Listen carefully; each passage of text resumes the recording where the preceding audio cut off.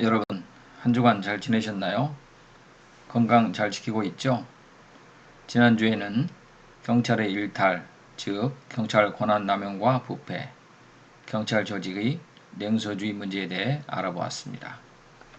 이번 주는 직업으로서의 경찰직, 나아가 전문 직업인으로서의 경찰의 가능성과 치안 서비스 확대로 인한 경찰 업무의 위탁 등을 통해 바람직한 경찰의 역할이 무엇인지에 대해 알아보려 합니다. 이제 수업도 한 주만을 남기고 있네요. 마지막 주는 경찰의 윤리 강령과 경찰 헌정을 살펴보면서 마무리하려 합니다. 조금 아쉬운 부분은 코로나가 좀 감소할 때 여러분들과 날짜를 정해 오프라인 보충 강의를 가질까 합니다. 학교로부터 1학기 성적 마감 일정이 공지되어 성적은 그간 밴드에 올려져 있는 강좌의 수강 여부를 확인하여 출석에 반영하고 중간고사와 기말고사 과제 및 시험 문제 그리고 PPT 과제물 제출한 내용을 기준으로 평가할 예정입니다. 따라서 아직 밴드 강좌 수강 후 수강했다는 댓글을 달지 않은 학생은 달아주시고 PPT 과제물과 중간고사 과제를 제출하지 않은 학생은 제출하기 바랍니다. 아울러 기말 시험 문제도 정해진 답안지에 잘 작성하여 등기 우편으로 저에게 보내주시기 바랍니다. 자, 이제 강의를 시작하겠습니다.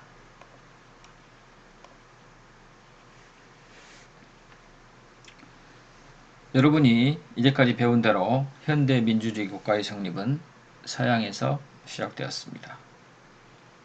인간의 본성에 대한 고려를 통해 홉스와 로크, 루소는 인간 사이의 계약을 통해 국가가 성립되었다고 주장합니다. 여기에는 국가는 합법적 권력을 소유하게 되었으며 국가 질서를 위해 그 권력을 행사하게 되는 것입니다. 이러한 국가 권력은 몽테스키웨의 삼권 분립 등을 통해 행정권으로 확보되게 됩니다. 국가가 행정 권력을 갖게 된 것이죠. 이러한 행정권은 근대를 거치면서 개인의 생명과 자유, 재산권을 존중함에 따라 최소한의 권한만을 지니게 됩니다. 이후 근대 산업사회를 거치고 현대에 들어오면서 국가는 좀 더 적극적인 행정을 펼치게 됩니다. 이는 사회복지 분야가 확대되면서 벌어지는 현상이죠. 따라서 국가가 감당하는 치안의 영역은 더욱 확대되게 되는 것이죠. 경찰의 출발은 국가행정 전반을 관리 책임지고 있는 내무행정에서 시작되었습니다. 우리나라의 경우 현재 행정안전부라고 불리우는 행정부 직제의 한 부분으로 시작하여 1991년 경찰청으로 독립하였습니다. 치안의 영역이 확대됨에 따라 공적인 영역 외에 사적인 영역에 경찰의 경비 업무 역할과 유사한 업무가 발생하게 되었고 2001년 경비업법을 통해 민간 위탁이 추진되었습니다. 공공업무도 자치경찰 및 청원경찰법 등에 의해 그 영역이 점점 넓어지고 있다고 볼 수 있습니다.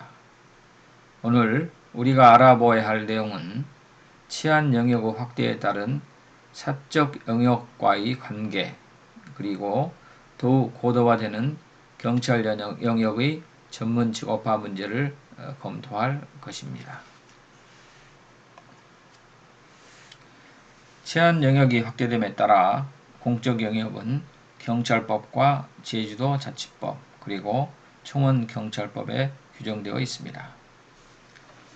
특히 제주도 자치경찰단의 경우 향후에 자치경찰제법이 국회에서 준비되고 있는 상황입니다. 이러한 경찰의 직무는 경찰관 직무집행법에 규정되어 있으며 이 법은 제주도 자치경찰단, 청원경찰, 해양경찰, 국가정보원도 일부 준용하고 있습니다. 사적 영역은 경비업법에 규정되어 있습니다. 경비업법에는 시설 경비 업무, 호성 경비 업무, 신변 보호 업무, 기계 경비 업무, 특수 경비 업무 등 5가지 경비 업무가 언급되고 있는데 주로 경호 경비 업무에 국한되어 있습니다. 한편 대한탐정연합회에서는 생활정보탐정사라는 민간 자격증 시험을 실시한 바 있습니다.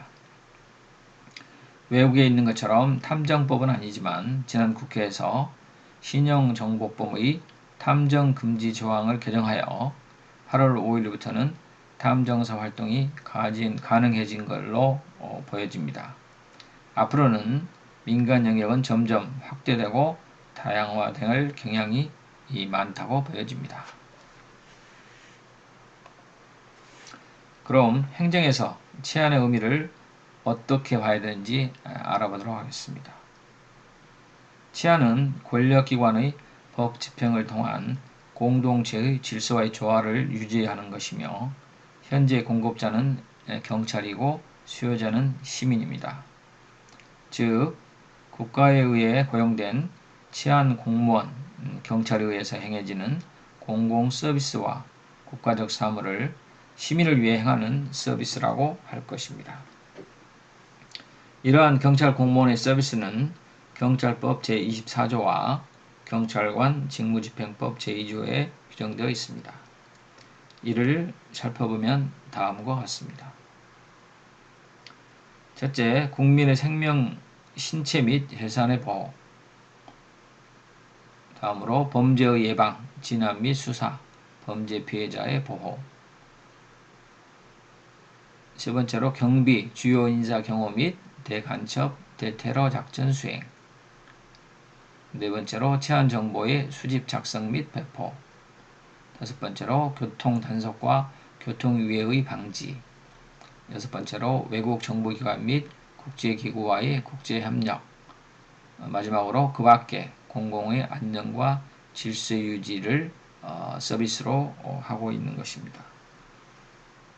오늘 우리가 검토할 내용은 위의 업무 중 전문 직업으로도 봐야 될 부분도 있고 또한 민간에 이양해야 될 업무도 있다라고 판단하는 것입니다.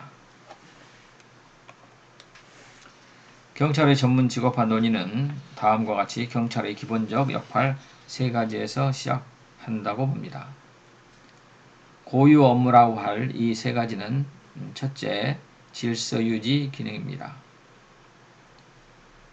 근대 국가가 성립하면서 국가의 치안 업무는 국가 질서를 유지하는 것을 기본으로 하고 있는 것이죠. 둘째, 법 집행 기능입니다. 질서를 유지하게 하는 경찰의 권한은 개인의 생존권과 재산, 자유 권리를 침해할 수가 없습니다. 따라서 이러한 권한은 법규에 따라 행사되는 권력이어야 하며 이렇게 되었을 때 국민의 지지를 받을 수 있을 것입니다. 세 번째로 공공서비스 기능입니다. 경찰은 현대 사회는 복잡하고 다양합니다. 다양한 내용을 공익적 서비스로 바꾸어 진행하는 데는 경찰의 대민 봉사 기능이 주가 되고 앞으로 더욱 확대가 될 것입니다. 문제는 경찰관 스스로가 개인의 행동 방법과 경찰 조직의 운영, 법과 규정의 준수 등을 고려하여 이러한 3가지 기능을 환경과 조건, 상황에 따라 적절하게 조율하여 활용하는 것이 필요하다는 것입니다.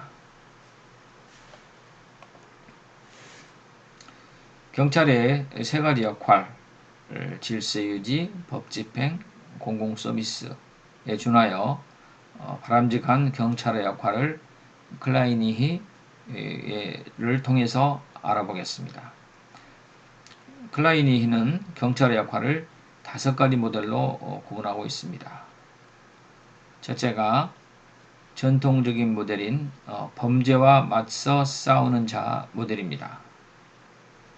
로크의 사회계약설에 가장 부합되는 경찰 모델인데요. 범죄와의 싸움에서 사회의 야만인으로부터 시민을 보호하는 모델입니다. 법 집행을 상당히 중시하죠. 두 번째로 위급시 조치단 모델입니다. 위험시 법적 근거 없이도 대체적인 권위자로서 위기 조치가 가능한 경우를 말하며 경찰은 이를 통해 평화 유지와 사회봉사의 역할을 맡게 된다는 것이죠. 셋째는 사회 강제자 모델입니다. 사회의 각종 문제에 대하여 강제적 힘을 발휘하여 해결하는 것으로서 자칫 강압적인 차원에만 초점을 맞출 경우 권한남용의 여지가 발생할 수 있습니다.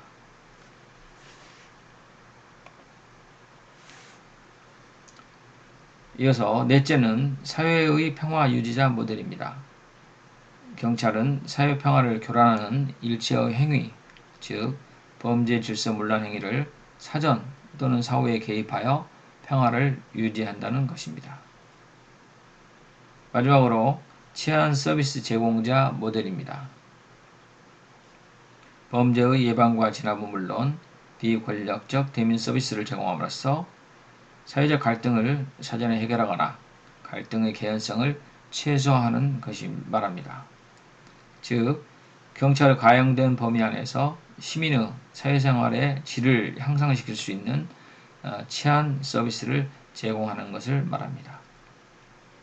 이러한 역할은 엄격한 법 집행자, 치안 문제 조언자, 분쟁 중재자, 노약자의 도움자, 응급시 조치자를 말하는 것으로 현대 경찰 활동의 민주화와 경찰력 강화 요청에 따라 가장 설득력 있게 받아들여지고 있는 모델이라고 할 수 있습니다.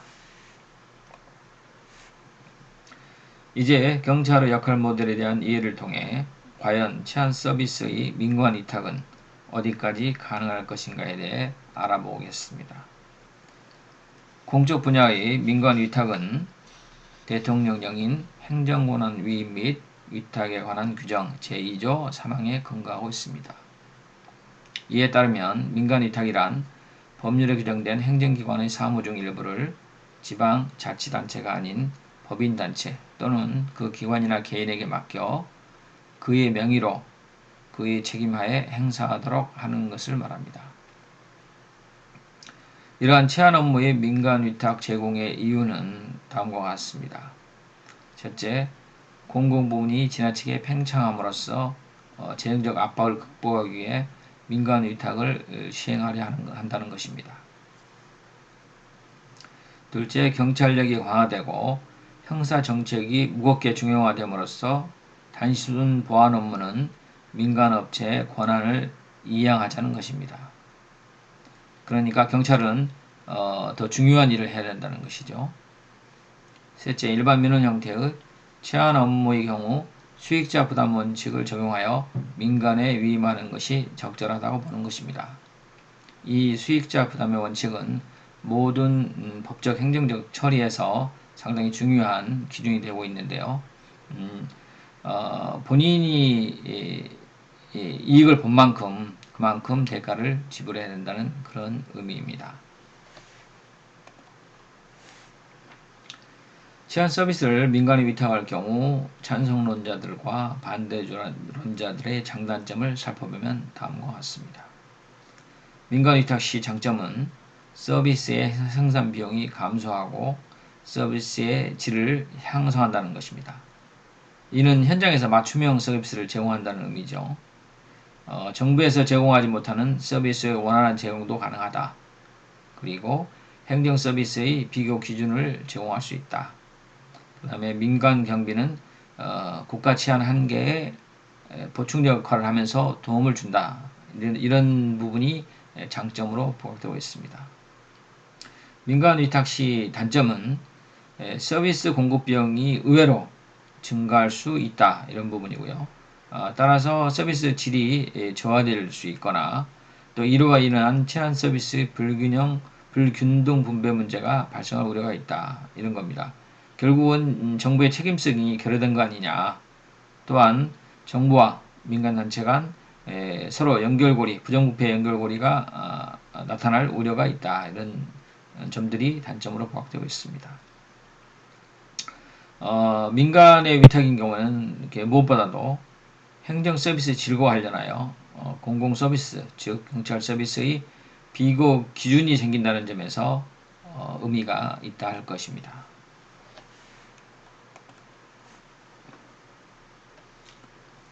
현재 치안 서비스 민관 위탁은 두 가지 유형으로 법적 근거에 의해 활용되고 있습니다.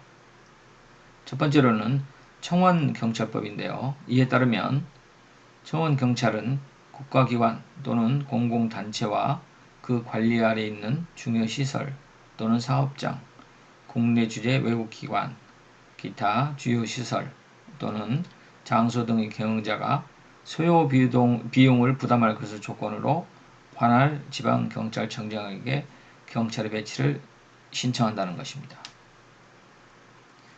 이럴 경우 관할 경찰서장의 감독을 받아 그 경비구역 내에 한하여 경찰관 직무집행법에 의해 경찰관 직무를 행하는 것을 말합니다. 이런 점은 일반 경비원과 구분하여 보면 청원경찰은 근무지 내에서는 제한적인 경찰권을 행사하며 경찰관 직무집행법에 따라 업무를 처리한다는 것입니다. 두 번째로 경비업법에 따른 경비지도사입니다. 경비지도사 제도는 사람의 신변보호, 국가 중요시설의 방호, 시설에 대한 안전 업무를 담당하는 경비원을 효율적으로 관리 감독할 수 있는 전문 인력을 양성하기에 도입하였습니다. 경비업법에 따르면 경비지도사란 산업인력공단에서 시행하는 경비지도사 시험에 합격한 후 행정안전부령으로 정하는 기본교육을 이수하고 경비지도사 자격증을 교부받은 자를 말합니다. 경비지도사의 임무는 이러한 시설 경비를 맡고 있는 경비원들을 지도 감독하고 교육하는 자를 말하는 것이고요. 일반 경비지도사와 기계 경비지도사로 구분합니다. 일반 경비지도사는 시설 경비 업무, 호송 경비 업무, 신변 보호 업무, 특수 경비 업무, 집단 민원, 현장 업무 등을 맡고 있으며 기계 경비지도사는 예를 들면 ADT, CAPS, S1 등 감지기기가 경비를 하고 경비가 발생하면 경비원을 파견하는 형태를 말하고 있습니다. 우리가 앞으로 일하는 경찰직은 우리에게는 하나의 직업입니다. 때문에 경찰의 전문 직업화 가능성에 대해 검토하는 것 자체가 의미 있는 것이죠. 그렇다면 직업은 무슨 의미를 담고 있을까요? 직업은 개인의 사회적 정체성을 나타내주는 중요한 기반이 됩니다. 직업이란 언어 자체가 주는 의미대로라면 우리에게 어떤 일이 주어지고 우리는 또 그 일을 잘하기에 노력한다는 의미를 담고 있습니다. 영어적 표현으로는 vocation, calling 등 신의 부름을 받는다는 의미를 담고 있거나 job, occupation 등과 같이 맡은 일, 임무, 과제를 말하는 일반적인 표현, 그리고 profession, 전문직을 표현하죠. 같은 다양한 표현을 사용합니다. 즉 직업은 생계 유지와 사회적 역할 분담 및 자아 실현을 지향하는 비교적 지속적인 일을 말하는 것입니다. 통계청에서는 개인이 계속적으로 수행하는 경제 및 사회활동 후 종류로 직업을 정의하기도 합니다. 우리는 직업을 통해서 자기 개발과 보람, 즐거움을 느끼며 경제적 안정을 구하고 사회 공동체의 활동에 참여하게 됩니다. 이것은 행복한 삶을 찾는 과정이기도 한 것입니다. 경찰직의 의미가 여기에 있다고 볼 수 있습니다. 다음 자료는 올 1월 울산대학교 학생들의 직업선택 기준을 설문조사한 내용입니다.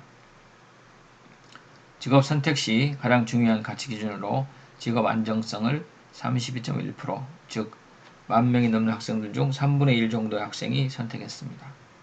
그 다음으로 흥미나 적성이 차지하고 있으며 근무 환경이나 사회적 명성, 발전 가능성이 비슷하게 10% 남짓을 차지하고 있습니다.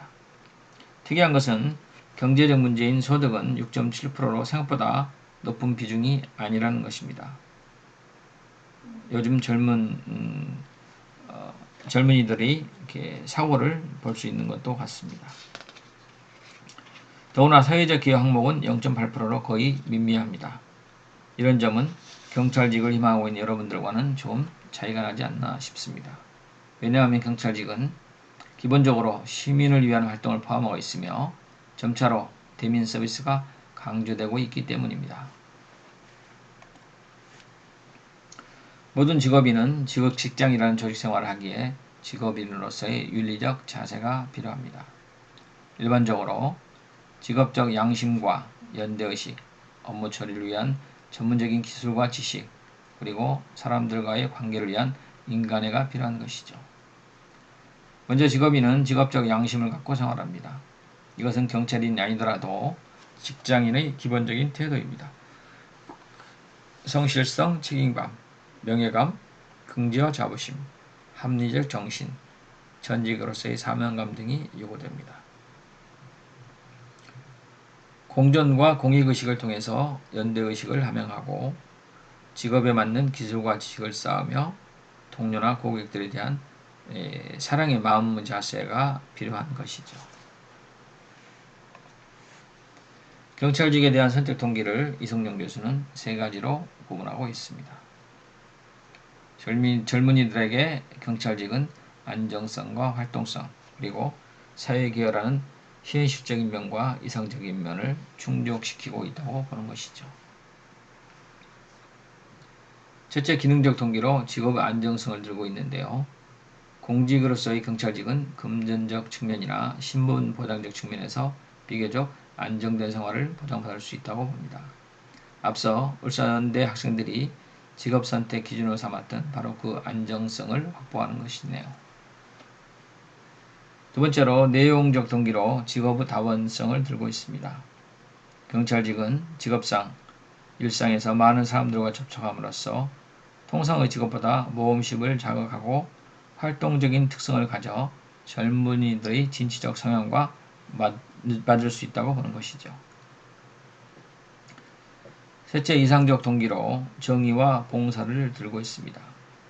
경찰은 사회적 정의를 실현하고 약자를 도우며 일반 시민의 고충을 해결하는 사회봉사자로서의 역할에 대한 자부심을 가진다는 것입니다. 그럼 경찰 직업이 지녀야 할 자격과 품성을 알아볼까요? 경찰 순경 특채 자격 중 경찰 행정학과는 2년제 이상 대학의 경찰 행정 관련 학과를 졸업했거나 4년제 대학의 경찰 행정 관련 학과에 재학했던 사람으로서 경찰 행정 전공 이수로 인정될 수 있는 과목, 상당히 많은 과목이 있죠. 이 과목 중에서 45학점을 이상을 이수한 자입니다. 그 과목 속에는 경찰 윤리도 포함되어 있습니다. 이후에 필기시험을 거쳐 신체검사, 체력 적성검사와 면접시험을 통해 합격자를 선발하게 되는데요. 면접시험에서는 집단 면접에서의 의사 발표의 정확성, 논리성, 전문지식을 체크하고 개별 면접에서는 품행, 예의, 봉사성, 정직성, 도덕성, 준법성 등을 확인합니다. 이를 기준으로 살펴보면 업무 처리 기본 역량을 위해 지적, 신체적 능력과 조직 적응력이 필요하며 업무에 대한 책임감, 성실성, 준법 정신 등으로 무장하고 소통 능력과 원만한 대인관계로 적극적인 대민 서비스를 행해 나가는 게 경찰 업무를 수행해 나간다고 보는 것입니다. 또한 업무 처리 시 발생하는 스트레스와 위기 극복 능력 또한 인성을 다질러서 필요하다고 봅니다. 무엇보다도 공과 사를 구별할 줄 아는 시민의식이 중요한 자질이라고 할 수 있습니다.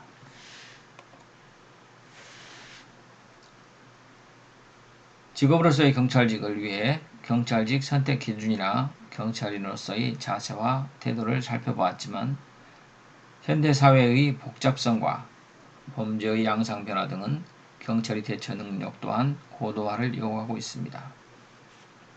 왜냐하면 경찰 활동 자체가 문제 해결 과정의 연속이며 경찰권 발동 또한 높은 윤리의식을 요구하고 있기 때문입니다. 경찰의 사회적 지위가 아직은 낮은 단계였을 때, 즉 경찰 입문 시 낮은 채용 조건, 경찰의 질서 유지 업무 등 단순한 업무 처리, 경찰의 독립성 결여와 내부 부정부패, 이러한 낮은 단계에서는 경찰의 전문 직업화 요구가 의미가 적었던 것입니다. 그렇지만 이제는 경찰에 대한 인식 변화와 역량 증대로 경찰 전문 직업화의 논의가 점차 활발해지고 있는 중입니다.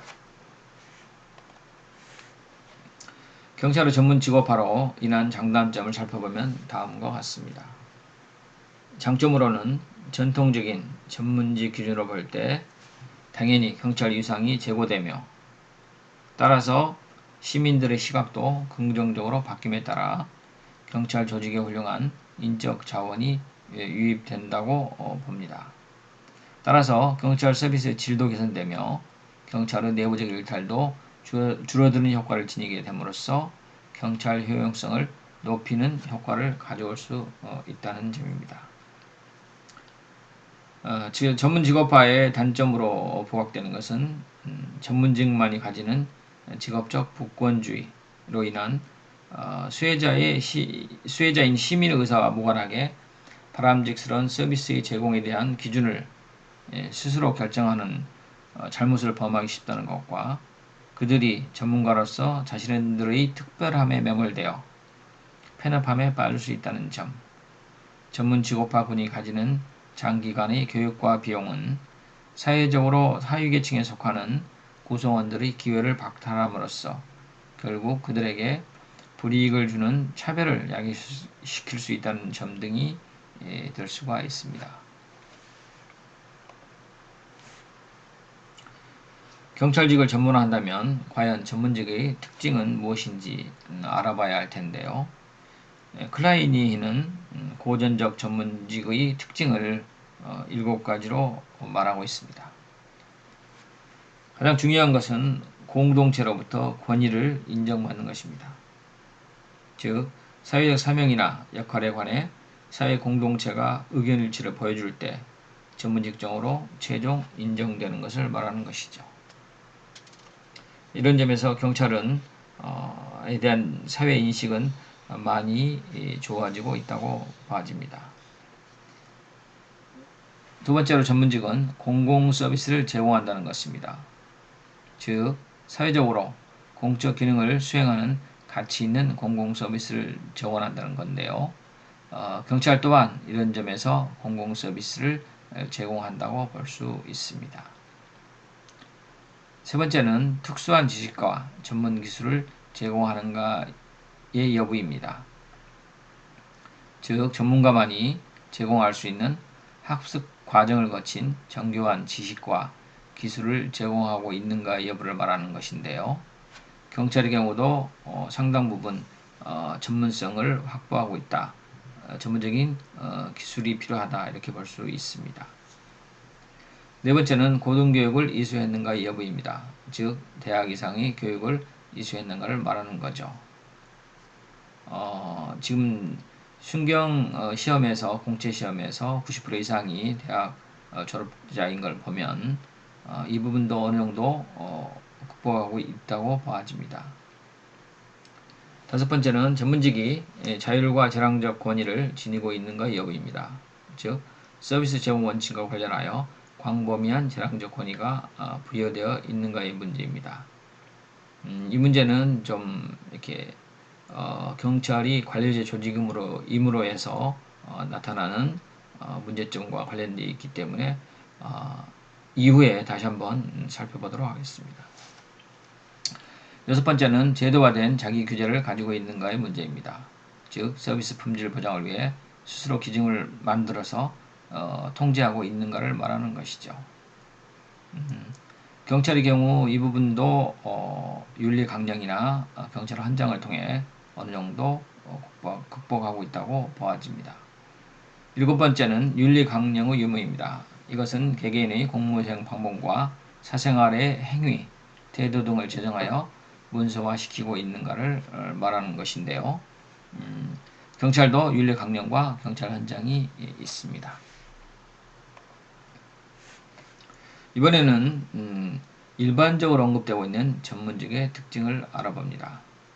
전문직은 주로 영미에서 발달했으며 고전적 의미의 전문직으로는 의사, 변호사, 성직자를 들 수 있습니다. 우리나라의 경우 전문대학원이라고 해서 이러한 전문직을 배출하는 하나의 교육기관으로서 자리매김하고 있습니다. 여기에는 네 가지의 특성을 둘 수가 있는데요. 첫 번째는 이러한 전문직은 국가와의 특별한 관계를 형성하고 있다는 것입니다. 즉, 국가와의 특별한 관계를 형성함으로써 전문가 집단이 독점 또는 최소한의 허가를 얻는 이익 집단의 성격을 지니게 된다는 점입니다. 두 번째는 전문직으로 시민들의 존경을 받는 직종은 기본적으로 이타심과 공익성을 기반으로 해야 한다는 것입니다. 즉, 경제적 관점에서 전문직은 자신들의 경제적 이익뿐만 아니라 고객의 생명, 재산, 신체 등 중요한 이익과 서비스를 제공하므로 따라서 이타심과 공익 증진이 반드시 고려되어야 한다는 것입니다. 세 번째로 앞서 클라인이도 설명했듯이 자율성과 재량권입니다. 즉, 전문가들은 전문적 지식과 능력에 기반한 실무 현장에서의 폭넓은 자율성과 재량을 가지고 있다는 것입니다. 의사의 경우를 봤을 때도 의료 현장에서의 자율성과 재량은 상당 부분 높죠. 과연 경찰이 그 정도의 자율성과 재량을 갖고 있는가의 문제도 한번 검토를 해봐야 할 것입니다. 마지막으로 전문직은 폐쇄적 집단성을 가지고 있습니다. 즉, 전문가 집단은 타 집단을 배제시킴으로써 스스로 사회적 폐쇄에 참여하는 결과를 낳는다는 것이죠. 이는 또 다른 차별을 낳을 수도 있습니다. 자, 우리는 이러한 전문직의 특징을 생각하면서 경찰직이 과연 전문직업화를 이룰 수 있는가를 살펴보고자 합니다.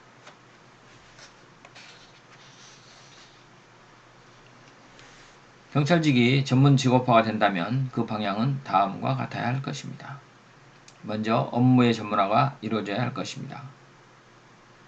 특히 경찰의 경우 모든 분야의 전문화가 어려울 경우 특정 부서, 예를 들면 수사, 교통사고 조사 등 업무 전문화를 먼저 유도해야 할 수 있는 것이죠. 두 번째는 전문가 정신의 함양입니다.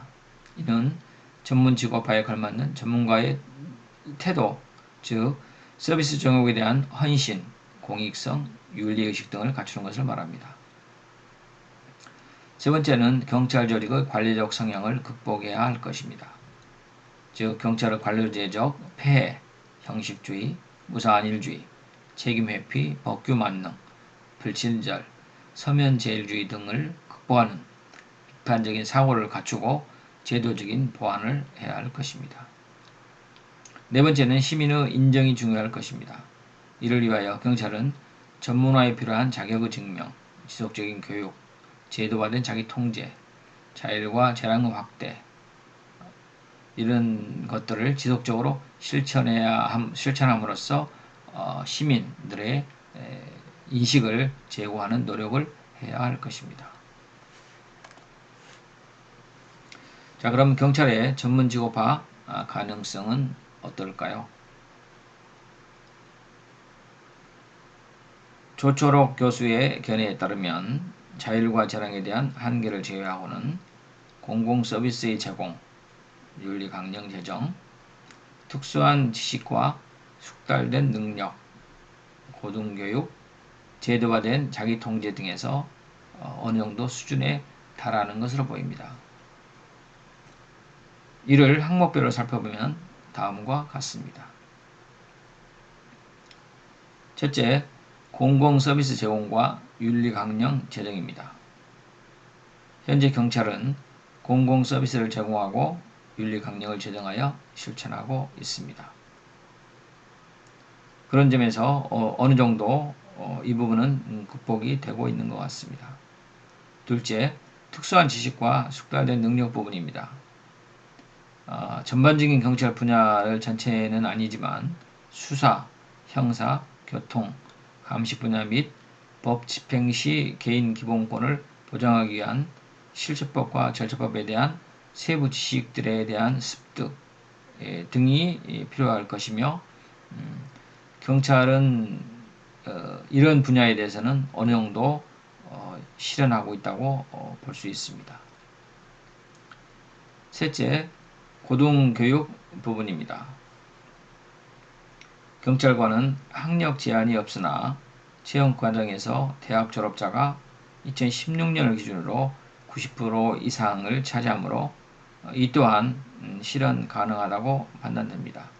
다만 현재 전문 직종으로 자리매김하고 있는 전문가들의 부분과 관련해서는 아무래도 조금 부족한 점이 없지 않아 보입니다.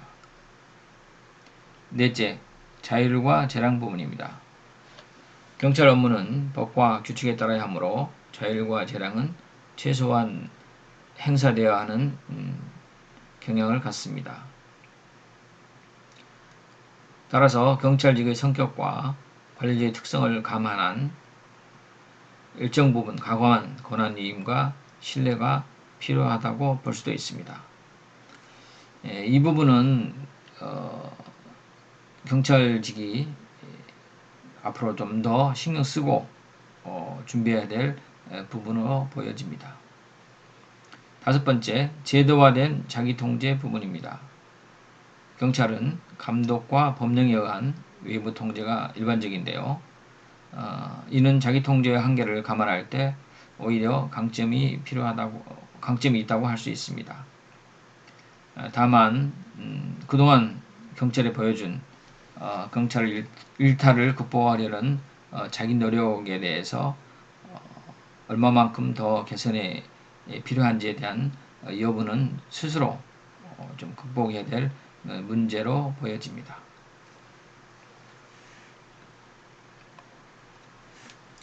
그렇다면 이러한 경찰직의 전문 직업화에 대한 장애 요인은 무엇일까요?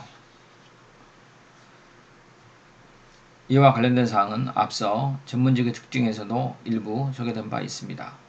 한번 살펴보겠습니다. 첫 번째는 전문 직업화와는 상관없는 인사제도 부분입니다. 경찰직은 전문적 업무와 비전문적 업무의 구분이 어려운 부분도 있고 전문적 지식 능력을 고려하지 않는 인사제도의 한계도 있습니다. 이러한 점은 전문 직업화에 장애가 된다고 보는 것이죠. 두 번째는 경찰직 채용 시 고등교육 기반이 부족하다는 점입니다. 채용 결과에 따르면 90% 이상이 대학 교육을 받는다고는 하지만 타 전문직에 비하면 일정 기간 계속적으로 교육을 받는 것에 비하여 아직도 많이 부족하다는 것입니다. 더군다나 타 전문직은 전문대학원의 체제로 지금 전환되어 있는 상태고요. 그런 점에서 경찰대학 내에 치안대학원을 설치한 것은 나름대로 의미가 있을 수 있습니다. 순경 채용 시 학력 제한이 없으며 채용 후 6개월간의 교육만으로는 또한 또 대부분 경찰학과가 아직은 전문성이 좀 떨어지기 때문에 이런 부분들은 보완이 좀 필요하다고 보여집니다.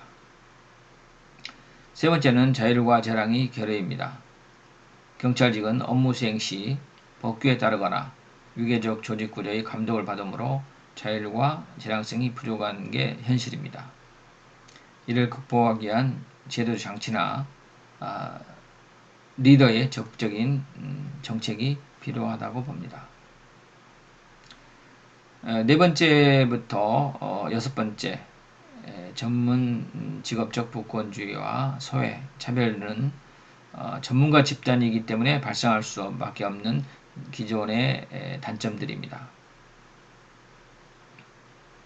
이를 구체적으로 살펴보면 다음과 같습니다.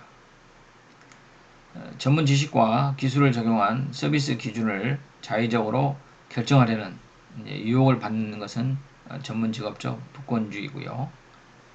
전문가가 자신의 국제적 분야만 보고 맥락을 보지 못함으로써 전문 직업화에 따른 구성원의 봉사 기능 자체가 저하되는 그런 것을 소외라고 보고 있습니다.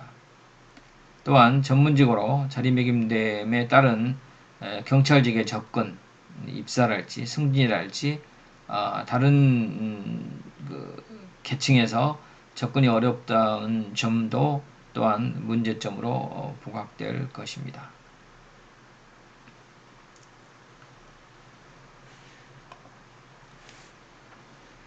이제 이번 강의를 마무리할 때가 왔는데요. 경찰의 전문 직업화는 과연 가능한가의 문제입니다. 현대사회의 복잡한 사회 양상을 돌이켜보면 경찰이 갖는 의미와 필요성은 더욱 증대될 것입니다. 다만 경찰권은 발동 과정에서 높은 윤리의식을 필요로 한다는 점에서 경찰 전문화의 방향은 지켜나가야 할 것으로 보입니다. 그렇지만 경찰직이 갖는 한계와 전문직이 갖는 문제점을 돌이켜볼 때 당장에 시행하는 것에 대한 부정적인 의견이 있는 것도 사실입니다.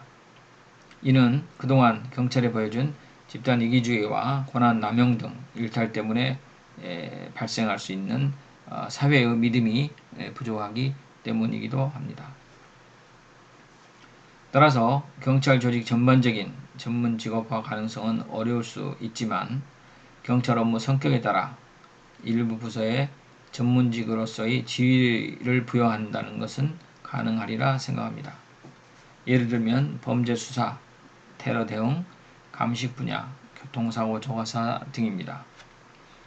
또한 전문 직업화에 따른 경비 문제 등을 고려해 본다면 향후 공공생활 안전 서비스의 경우 필요시 민간 경비에 의한 위탁 문제에 대해서 고민해 볼 필요가 있다고도 생각됩니다.